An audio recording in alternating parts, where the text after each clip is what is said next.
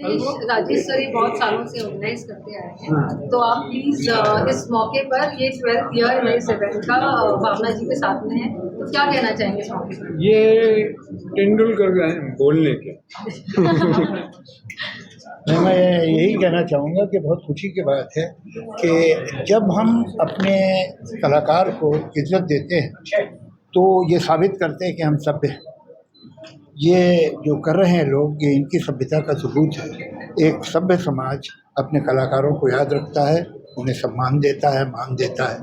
और रफ़ी साहब की आवाज़ तो दिलों में उतरी हुई है, लेकिन ये लोग उसकी गूंज सुनते हैं और दूसरों को सुनाते हैं और कई बरसों से कर रहे हैं। बहुत अच्छी बात है। सर, रफ़ी साहब को गुजरे 45 साल से ज़्यादा हो गए, लेकिन आज की जनरेशन भी रफ़ी साहब के गाने पे है ना, जब 450 साल हो जाएंगे तब भी लोगों को रफ़ी साहब याद रहेंगे। एक ज़ीरो लगा लीजिए आगे, कोई फ़र्क नहीं पड़ेगा। जी सर, आपका कोई फेवरेट गाना रफ़ी साहब का जो आपको बहुत एक गाना तो मैं फेवरेट कह ही नहीं सकता, मैं आपको कम से कम 5-10 गाने तो बता सकता ज़रूर सर, बता जो कि मतलब ऐसा लगता है कि नामुमकिन है ऐसे परफेक्शन के गाने, जैसे जाग दिले दीवाना, जैसे मेरी दुनिया में तुम आई।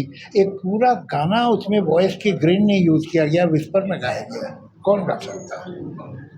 कितने गाने हैं, साथी ना कोई मंजिल, हुई शाम, अरे गिनते चले जाओ।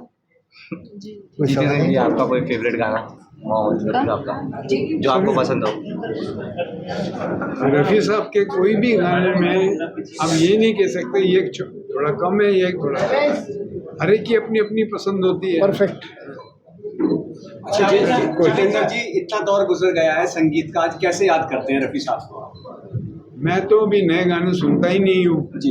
इस उम्र में मैं सुबह वॉक करता हूँ तो टाइम पास करने के लिए म्यूज़िक लगाता हूँ और सब पुराने गाने सुनता हूँ, नए गाने तो समझ में नहीं आते। जावेद साहब इस समय मुन्ना क्या करेगा सॉन्ग्स लोगों के सिर चढ़ के बोल रहा है, सब कुछ कौन सा गाना? मुन्ना क्या करेंगे, क्या मूवी का सॉन्ग? मैंने नहीं सुना, क्या है गाना? सर, मुन्ना क्या करेगा जो मूवी आने वाला है उसको लेकर के कुछ कहना चाहेंगे उसको? आप उसके पब्लिसिस्ट हैं? उस पिक्चर के कुछ है आपका स्पेशल रिश्ता उस पिक्चर से? नहीं है तो बता दो, उसमें क्या रहे? अब शर्मा क्यों रहे? जी है ना? हाँ सर, हाँ, शाबाश। इवन सर जो जिस प्रकार इन्होंने इनिशिएटिव लिया है जो आर्टिस्ट को मतलब मौका देने का, उस पर आप क्या कहेंगे? अननोन आर्टिस्ट, ऐसे आर्टिस्ट जो बहुत जन जिन्हें नहीं जानते। बहुत अच्छी बात है।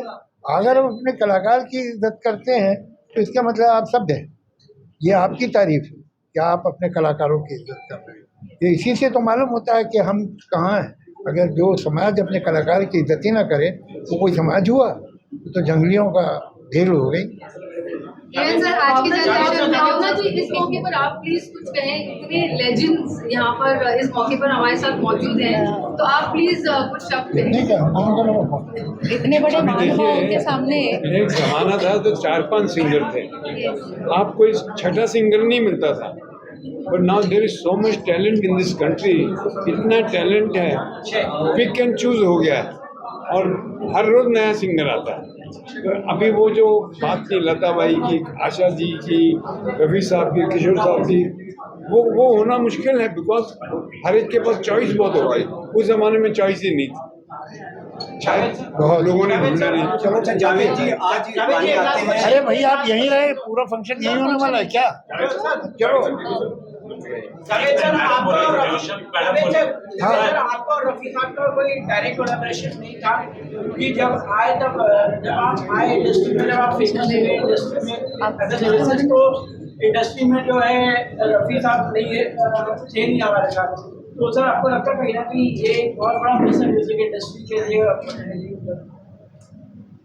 बिल्कुल हो सकता है, क्योंकि अगर जावेद साहब से लिखे हुए गाने अगर रफ़ी साहब के देखिए, तो मेरी बदकिस्मती है कि जब वो इस दुनिया में थे तो मैं गाने ही नहीं लिखता था। मैं फिल्म इंडस्ट्री में था, स्क्रिप्ट राइटर था, मगर गाने नहीं लिखता था। तो ये अरमान तो अब दिल में रह ही गया कि रफ़ी साहब भी मेरा कोई गाना गाते हैं। एक अलग मुकाम पे भी म्यूजिक गया होता अगर जावेद साहब के गाने लिखे हुए रफ़ी साहब।